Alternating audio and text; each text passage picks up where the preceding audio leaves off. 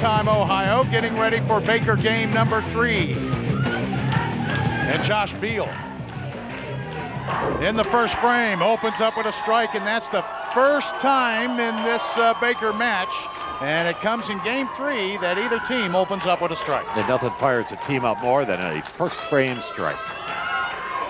Brett Gilson. Remember, both these teams opened up in the first frame. Now Nerve settling down, and he answers. So who's going to grab momentum here in game 3? Well, Brett's a fine young man. He's a real gentleman, and he's a competitor. Here's Chris Lutz.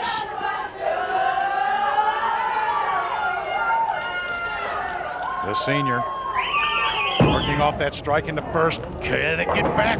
Whoa, it almost came back as it danced all the way across all the boards, but couldn't hit the 10, and he gets the count of 9. Well, I'll tell you what, every time you watch Chris Lutz bowl, it's always an adventure. I mean, that's about the 3rd or 4th time he has done that so far, and you kind of hold your breath a little bit. Now goes with the plastic spare ball with a design that could try to make this broadcast crew dizzy, and he's going to leave it. He took some speed off of that, didn't he? It really surprised me. Whenever you see a bowler shoot at a cross lane pin that slow, you know that his confidence just may not be 100%. Andrew Bussell is in there, and it's a double for Centerville. I think these guys like to throw strikes because they can do chest bumps. Athleticism galore for the Elks. Pelosi.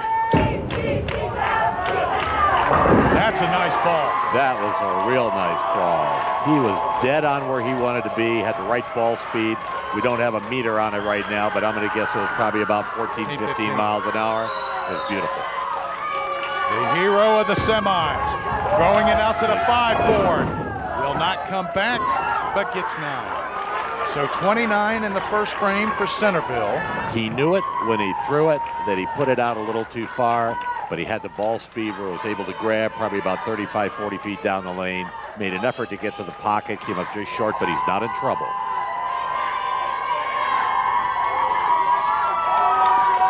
Joshua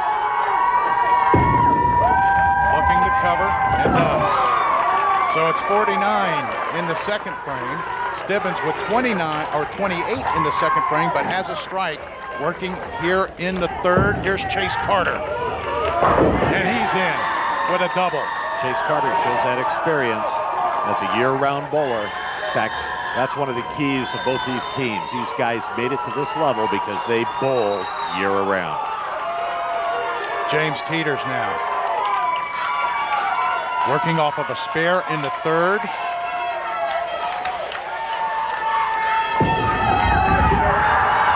And he comes back. Now the teams have found their lines, Coach.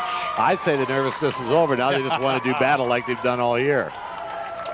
And the chest bump again by the Elks. Earlier this year, Centerville shot a 300 Baker game and followed it with a 280 Baker game. Jonathan Miller. Oh, 3 for Stebbins. 58 in the third. Well, they're hurling bombs now. This is going to be a big game if it keeps up at this pace. This has been the most solid game today here in game 3.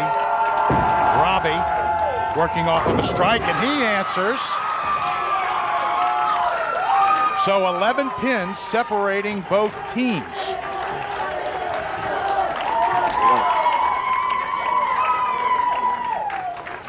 Is this the lane that Centerville shot 172 on the first game?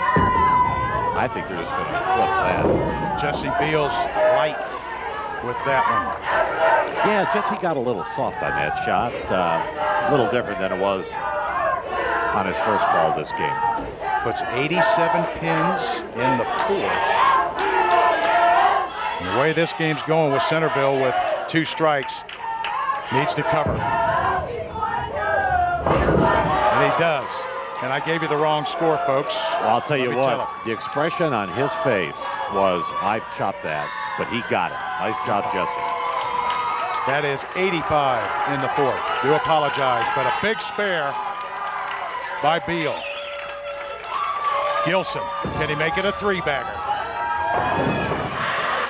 Ooh, and our first split since the first game. You know, one of the secrets of all successful teams and all successful bowlers is the ability to repeat good shots.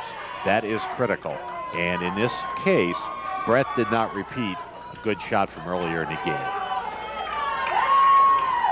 So as you said, Coach, do you flirt trying to get that pin to slide over? Oh, good effort. Well, I know that his coach is happy he got 2 of those 3. Especially when you're working on a 2-bagger, you want to get all the pin counts you can get. So 124 for Centerville. Working off of a spare goes Brooklyn 6. Well, I know he's not happy with a 6-pin count on a spare, especially since this game is so close at this point. And he did not leave himself an easy spare to shoot at. That pin in the back, he's going to, again, have to drive right through the pins in front, take out that pin in the back. Chris Lutz, tough spare.